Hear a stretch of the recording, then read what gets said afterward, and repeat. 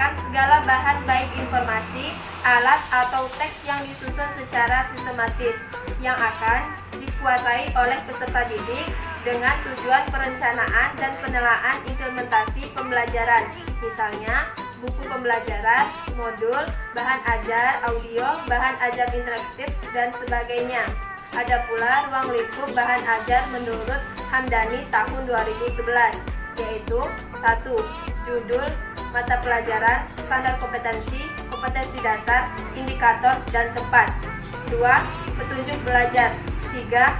Alur atau langkah yang harus dikuasai untuk mempermudah belajar. 4. Kompetensi yang akan dicapai. 5. Nilai atau konsep dasar. 6. Isi materi pembelajaran. 7. Inti dari pembelajaran tersebut. 8. Latihan. 9. Petunjuk kerja. 10. Evaluasi. 11. Respon. B. Manfaat atau keuntungan bahan ajar. A. Bagi pendidik. 1. Pendidik akan memiliki bahan ajar yang dapat membantu dalam melaksanakan kegiatan belajar. 2. Dapat diajukan sebagai karya yang dinilai untuk menambah angka kenaikan. 3. Menambah penghasilan bagi pendidik jika hasil karyanya diterbitkan. B. Bagi peserta didik. 1. Kegiatan belajar lebih menarik dan mengesankan. 2. Peserta didik berkesempatan untuk belajar secara mandiri. 3. Peserta didik mudah untuk menguasai pelajaran. C. Fungsi bahan ajar. A. Fungsi bahan ajar dalam pembelajaran klasik yaitu 1. Sebagai satu-satunya sumber informasi serta pengawasan dari penggalian proses belajar. 2. Sebagai bahan pendukung proses pembelajaran yang diselenggarakan. B. Fungsi bahan ajar dalam pembelajaran individu. 1. Sebagai media utama dalam proses pembelajaran. 2. Sebagai alat yang digunakan untuk menyusun dan mengawasi proses peserta didik. 3. Sebagai penunjang media pembelajaran individu lainnya. C. Fungsi bahan ajar dalam pembelajaran kelompok. 1. Sebagai bahan yang terintegrasi dan proses belajar kelompok. 2. Sebagai bahan pendukung dan dirancang sedemikian rupa maka dapat mengangkatkan motivasi siswa. D. Keunggulan dan keterbatasan bahan ajar. Keunggulan bahan ajar. Yang pertama, berpusat pada kemampuan siswa yang beragam.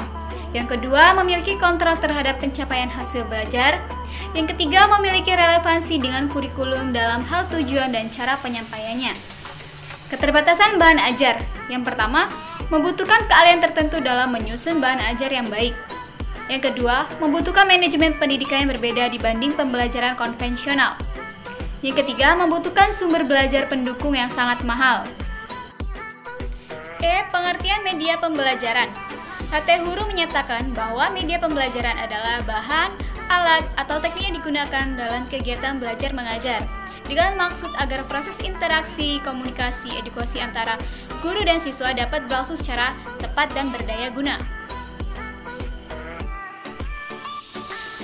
F. Manfaat media pembelajaran. Yang pertama, media pembelajaran dapat memperjelas penyajian pesan dan informasi.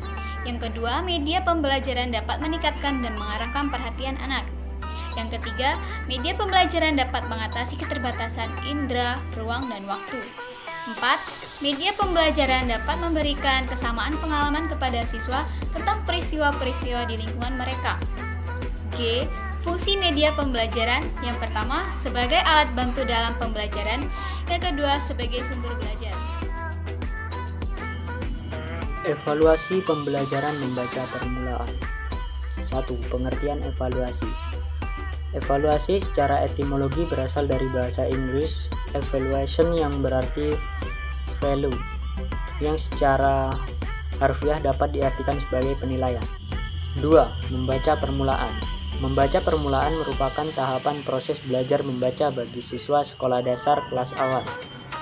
3. Tujuan membaca permulaan agar siswa memiliki kemampuan memahami dan menyuarakan tulisan dengan intonasi yang wajar sebagai dasar untuk dapat membaca lanjut.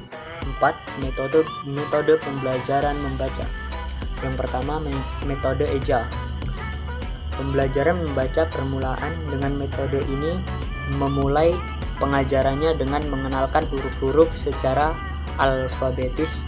Misalnya B, BA, ba dibaca ba, DU, du dibaca du. Yang kedua, metode bunyi dan abjad. Proses pembelajaran membaca permulaan dengan metode bunyi hampir sama dengan metode eja. Hanya saja perbedaannya terletak pada sistem pelafalan abjad atau huruf. Misalnya huruf B dilafalkan B, D dilafalkan D, C dilafalkan C.